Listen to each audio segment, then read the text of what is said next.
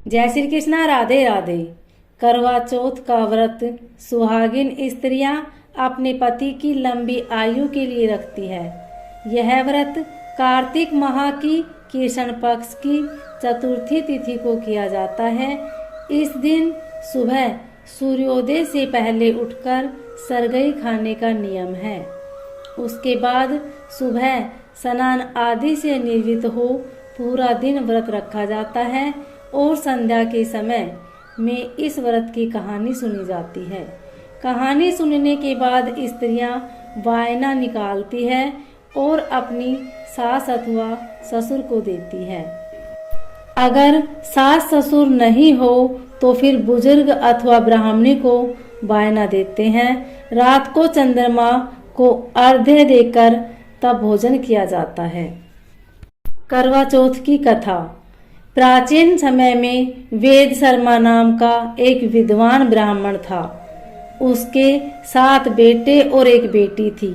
वह बेटी अपने 7 भाइयों की बहुत लाडली बहन थी। भाई बहन हमेशा साथ ही भोजन करते थे। जब कार्तिक की चौथ आई तो बहन ने करवा चौथ का व्रत रखा। जब 7 भाई खाना खाने बैठे तो बहन को भी खाने के लिए बुलाने लगी। इस पर उनकी माँ ने कहा कि इसका तो आज करवा चौथ का व्रत है और जब रात में चांद निकलेगा तब यह अर्घ्य देकर खाना खाएगी। इस पर भाइयों ने दूर जंगल में आग जला दी और छलनी में से बहन को चांद दिखा दिया। बहन अर्घ्य देने लगी तो उसने अपनी भाभियों को भी बुलाया कि चलो तुम भी अर्घ्य दे लो। लेकिन भाभियां कहने लगी कि ये चांद तो तेरे लिए निकला है, हमारे लिए नहीं, इसलिए तुम ही अर्घ्य दो। बहन ने अर्घ्य दे लिया। बहन जैसे ही खाना खाने के लिए बैठी तो पहला टुकड़ा तोड़ा तो उसके ससुराल से बुलावा आ गया कि उसका पति बीमार है। लड़की की मां ने लड़की को कपड़े पहनने के लिए जैसे ही संदूक खोली तो उसमें सफेद कपड़ा हाथ में आया और 3-4 संदूक खोलने पर भी सफेद कपड़े ही सामने आए तो उसने वही पहनाकर जल्दी से भेज दिया और जाने से पहले उसे एक सोने का सिक्का देते हुए बोली कि रास्ते में सभी के पैर पड़ती जाना और जो तुम्हें सुहागिन होने का आशीष दे उसे ही यह सिक्का देना। रास्ते में किसी ने भी उसे सुहागिन होने का आशीर्वाद नहीं दिया। सभी ने यही कहा कि ठंडी हो, सीली हो, सब्र करने वाली हो, अपने भाइयों की बहन हो, भाइयों का सुख देखने वाली हो। जब वह ससुराल के दरवाजे पर पहुंची तो उसकी छोटी ननद मिली। बहन ने उसके भी पैर छू दिए, जिस पर ननद ने कहा कि सीली हो, तुझे पूत हो, तुझे बेटे हो और मेरे भाई का सुख देखने वाली हो। यह सुनते ही बहन ने सोने का सिक्का अपनी ननद को दे दिया और अपने पल्ले में गांठ बांध ली। अंदर जाने पर उसकी सास ने कहा कि ऊपर कोठरी है, वहां जाकर बैठ। और जब वह ऊपर गई तो उसने देखा कि उसका पति मरा पड़ा है। पति को लेकर वह वहीं पड़ी रही और अपने मृत पति की सेवा करती रही। उसकी सास दास दासियों के हाथ बची कुची रोटी भेज देती थी। इस तरह अपने पति की सेवा करते हुए उसे 1 साल हो गया।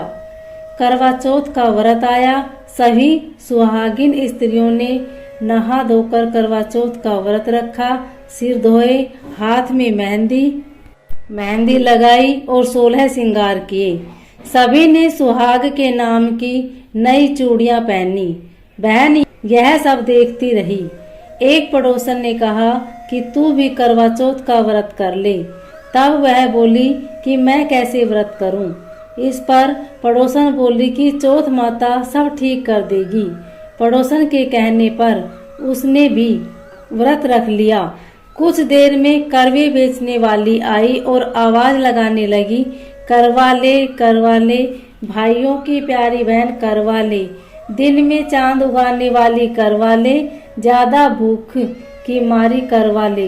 बहू ने आवाज लगाई कि ए करवे वाली, मुझे भी करवा दे जा। इस पर वह बोली कि मेरी दूसरी बहन आएगी, वह तुझे करवा देगी।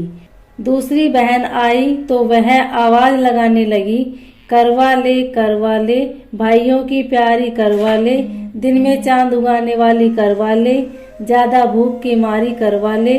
बहू ने आवाज लगाई कि ए करवे वाली, मुझे भी करवा दे जा। इस पर वह बोली कि मेरी दूसरी बहन आएगी, वह तुझे करवा देगी। इस तरह से 5 बहनें आई, सभी ने यही कहा कि मेरी बहन आएगी, वही तुझे करवा देगी। अब छठी बहन ने करवों के लिए आवाज लगाई और उसने कहा कि हमारी 7वीं बहन आएगी, तुम उसके रास्ते में कांटे बिखेर देना, उसके पैर में कांटा चुभ जाएगा, जिससे वह बहुत चिल्लाएगी, तो तुम सुई लेकर उसका पैर पकड़कर जबरदस्ती कांटा निकाल देना। जब वह तुझे आशीर्वाद देने लगे तो तुम उससे करवा मांग लेना।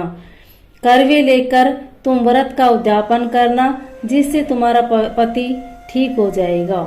उसकी सारी बातें सुनकर उसने वैसा ही किया और कांटा चुभने पर उसने उसे निकाल भी दिया, जिससे उसने बहू को आशीर्वाद दिया।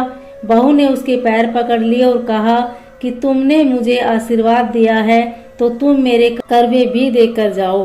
करवे वाली बोली कि तुमने तो मुझे ठग लिया। यह कहकर चौथ माता ने उसे आंख से काजल, नखूनों से मेहंदी, मांग से सिंदूर और छोटी उंगली का छींटा दिया, साथ ही करवे भी दे दिए। करवे लेकर बहू ने व्रत रखा और उद्यापन भी किया। यह सब होने पर उसका पति भी जीवित हो गया और कहने लगा कि मैं तो बहुत सोया। तब उसकी पत्नी ने कहा कि तुम सोए नहीं, 12 महीने से मैं तुम्हारी सेवा कर रही हूँ। ये तो कार्तिक की चौथ माता ने सुहाग दिया है। करवा चौथ का उद्यापन कर और चंद्रमा में अर्घ्य दे।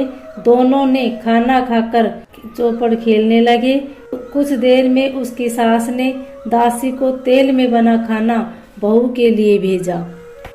दासी ने आकर देखा कि वह दोनों तो चौपड़ खेल रहे हैं।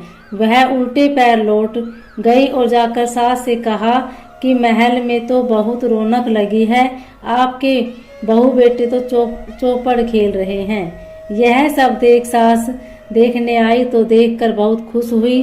बहू ने सास के पैर छुए और सास ने कहा कि बहू सच बता, तूने ये चमत्कार कैसे किया। बहू ने करवा चौथ की सारी बात बता दी।